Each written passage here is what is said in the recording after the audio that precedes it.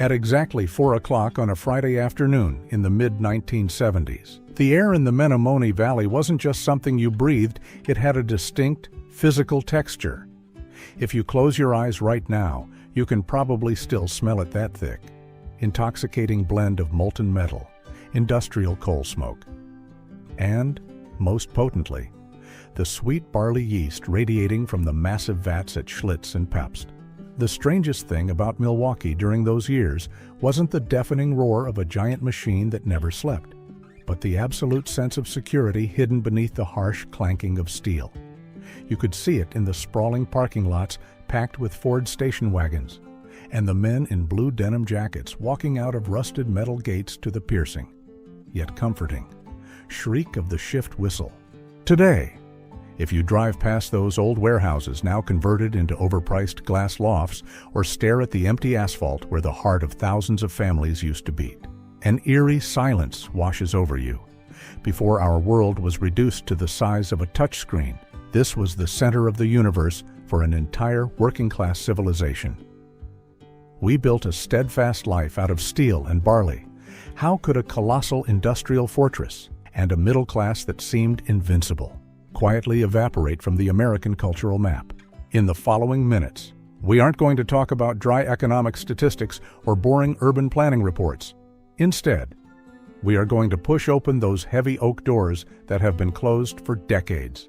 We are going to step back into those dimly lit basement bars that always faintly smelled of Pall Mall cigarettes. Take a seat on the hard vinyl benches of County Stadium on a breezy Sunday afternoon and decode exactly what we lost when the most authentic, analog version of America was forced to make way for the future.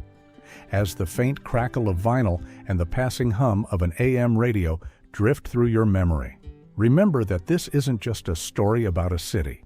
This is the recorded tape of your own youth. To truly understand the weight of this loss today, we have to remember the sheer physical gravity of Milwaukee in the 1960s and 1970s. This was not a city built on invisible services or digital algorithms. It was forged in iron, lubricated with machine grease, and operated by heavily calloused hands. They called this place the machine shop of the world. And that wasn't just some hollow advertising slogan. It was a tangible truth stamped onto millions of product labels scattered across America, backed by the relentless rumble of freight trains leaving the stations and the non-stop hum of the Allen Bradley and Alice Chalmers assembly lines. In that era, the concept of the working class carried a glorious weight that is almost impossible to imagine today. A union card at the local plant was more than just a job. It was a lifetime warranty for the American dream. A blue-collar man could use a single income to buy a sturdy brick house in the suburbs with a neatly trimmed lawn. That one paycheck paid for the wood-paneled station wagon parked in the driveway, covered the summer family road trips, and maybe even bought a small boat to dock on Lake Michigan. That post-war prosperity wasn't measured by flashy sports cars or luxury brands. It was measured by the quiet dignity of grocery bills that were always paid in full, and the glowing charcoal of Saturday afternoon backyard barbecues. But behind those massive industrial gears, the lifeblood that truly pumped through the city's veins was an entirely different kind of current, one that flowed directly into the neighborhoods and the hearts of the people. You cannot truly recall Milwaukee without instantly feeling that slight, familiar bitterness of hops resting on the back of your tongue. This was, undeniably, the beer capital of America. That title wasn't just a marketing gimmick, it was a reality asserted by the massive breweries that towered over the cityscape like grand cathedrals, guarding their amber holy water. As the evening mist rolled off Lake Michigan, the glowing neon signs of Pabst, Blatz, and Miller would begin their rhythmic blinking against the twilight. Yellow cabs glided smoothly across rain-slicked pavement, their headlights reflecting in the puddles of a downtown that felt intensely, undeniably alive. Have you ever stopped to wonder why those old Kodachrome photographs of downtown Milwaukee in the 70s carry such an achingly real quality? It is because the streets had not yet been swallowed by the sterile uniformity of giant corporate chains. Every storefront had its own distinct heartbeat. The glowing marquees, The independent family-owned businesses like the Oriental Pharmacy, Schwartz Bookshop, or the classic, elegant script of a vintage Walgreens sign, they all promised an authentic experience. You weren't a data point in a consumer algorithm, you were a recognized neighbor stepping in from the cold.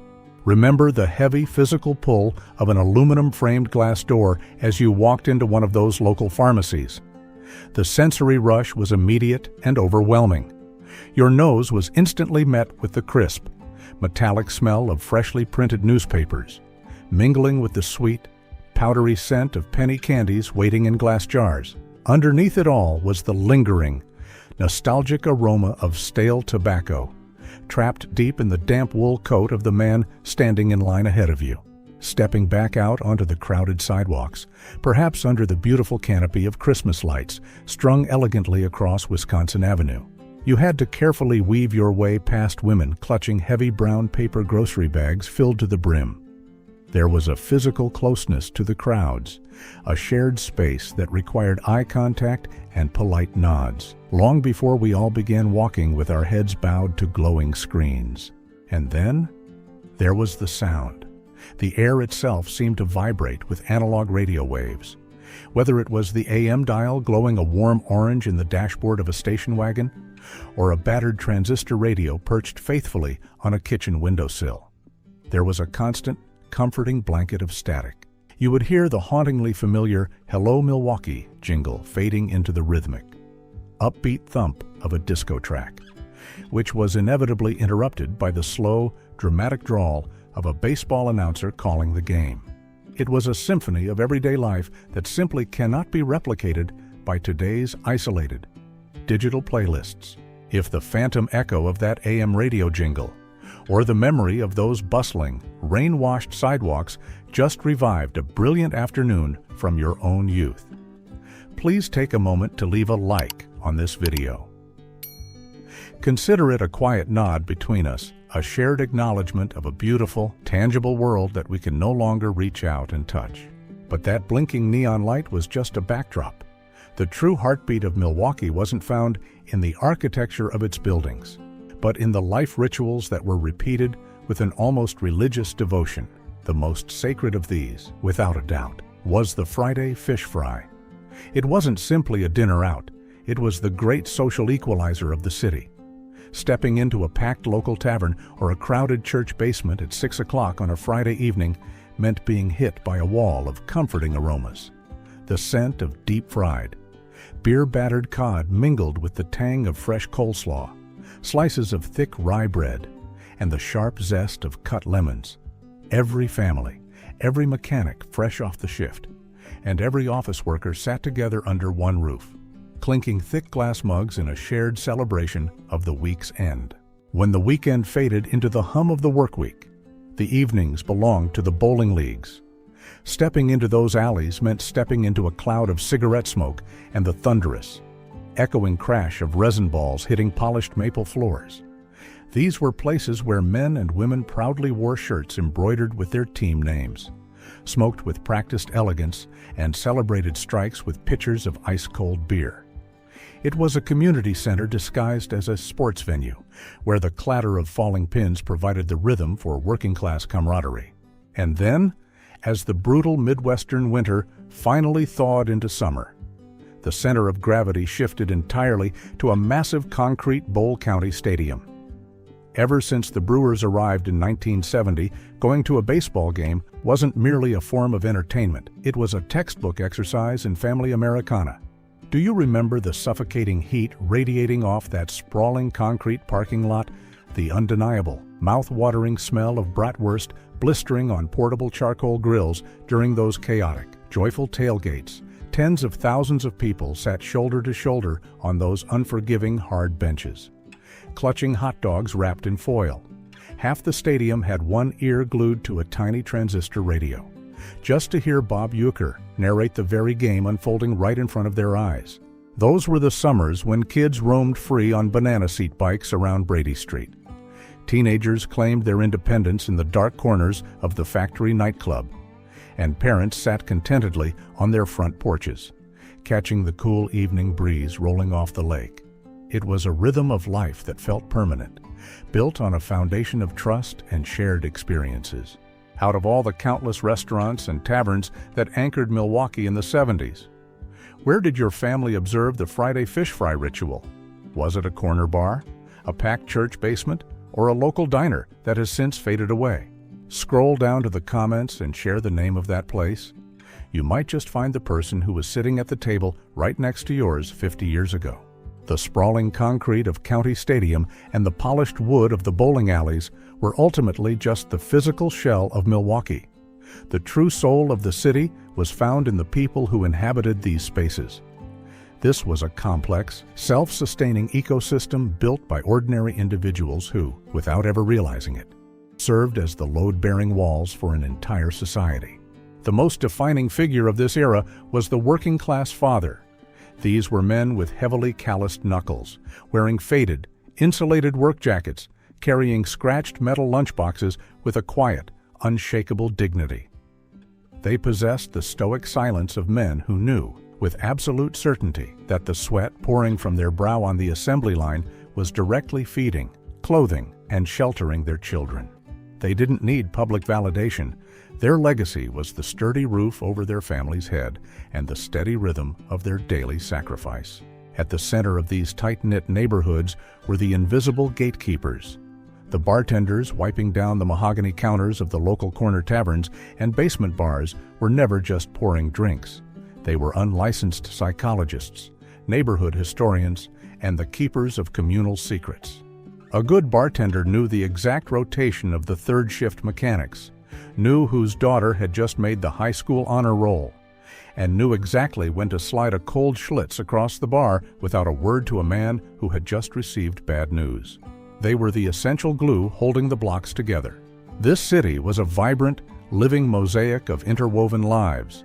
It was defined by the proud, working-class European immigrants holding fiercely to their cultural roots in their respective enclaves. And it was equally defined by the electric pulse of Bronzeville.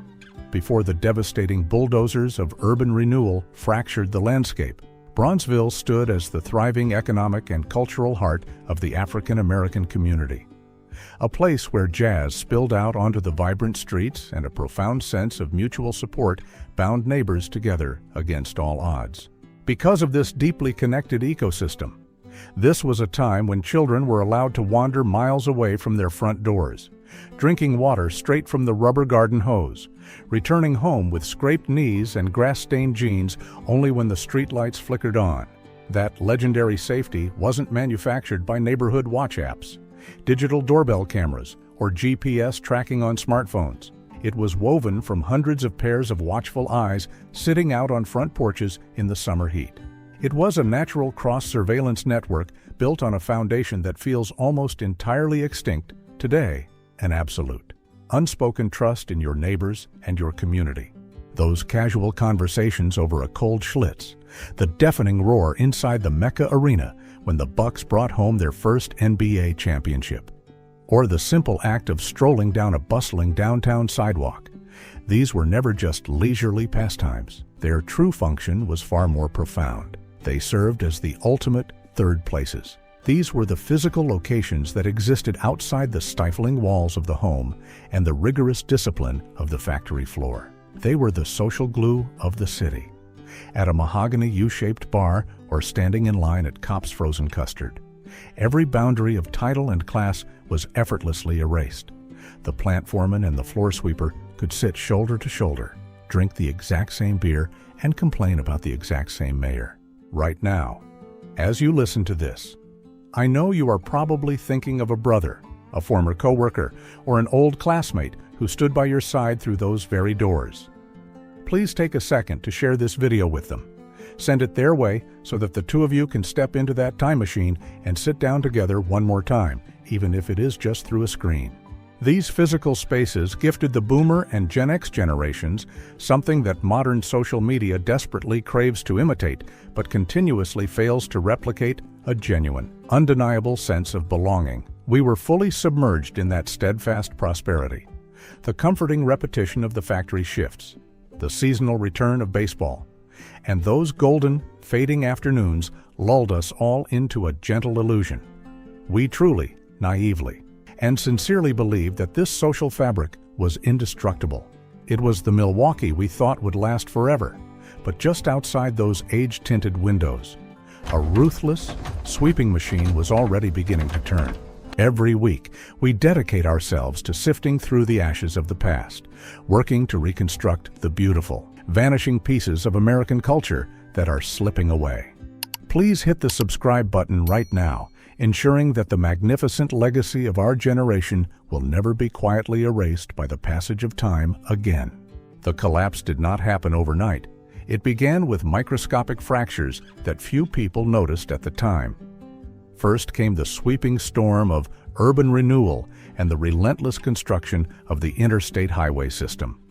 Those massive ribbons of concrete acted like cold, clinical scalpels, slicing through and entirely dismantling vibrant, deeply connected neighborhoods, most painfully marking the tragic unraveling of the Bronzeville community. Residents began to flee in a mass exodus toward the suburbs, leaving behind a downtown core that grew emptier by the day. And then, the ultimate nightmare arrived in the late 70s and the 1980s. The economic core of Milwaukee was slowly suffocated. Giant, faceless corporations from distant states began buying out the iconic, locally owned breweries. The roaring assembly lines that were once the fierce pride of the machine shop of the world started to power down, their padlocks rusting as jobs were shipped overseas in search of cheaper labor. The familiar, comforting factory whistle went completely silent. The robust middle class was systematically weakened. The Rust Belt syndrome had officially swallowed the city whole. Human behavior morphed alongside the landscape.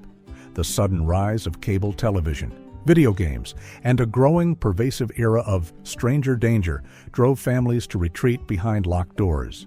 Stripped of their patrons, those beloved third places quietly collapsed in the shadows. The passing of an era never arrives with a formal obituary or a press release. It is quiet, gradual, and undeniably cruel. The beloved basement taverns locked their doors for the final time. The grand old movie theaters were unceremoniously demolished to make way for paved, lifeless parking lots. But the true pain for older Americans today doesn't reside in the loss of the physical bricks or the shattering of the neon signs. That profound ache lives in the sudden, heartbreaking realization. When we walked out of the gates of County Stadium on that final summer night, when we set our beer glass down on the worn wooden counter of our favorite corner bar for the very last time, we had absolutely no idea it was the end. We didn't get the chance to say a proper goodbye. We simply didn't know how incredibly good we had it until it was all reduced to dust and memory. Today, modern, sterile concrete has been poured over our Kodachrome streets. Nameless corporate chains have replaced the warm, inviting family shops. The physical landscape of the Milwaukee we thought would last forever has officially become a museum that exists only within our minds. But remember this, the material world may have been erased, but the psychological fabric forged by that era cannot be undone. The fierce independence of those kids riding bikes under the fading sunset, the unyielding resilience of the night shift mechanics, and the capacity for genuine, face-to-face connection shared by an entire generation, no force on earth can ever strip that away. It is running through our veins. It remains our permanent, undeniable legacy. This brief journey today is only a tiny slice of a massive historical tape. I have undoubtedly missed a favorite local store, a cherished landmark, or a crucial cultural detail that once served as the beating heart of Milwaukee during those years. If you are a living witness to that era, please step up and add your pieces of history to the comment section below. This beautiful picture of our past requires your voice and your memories to be truly complete. Thank you for traveling back in time with me. Stay nostalgic.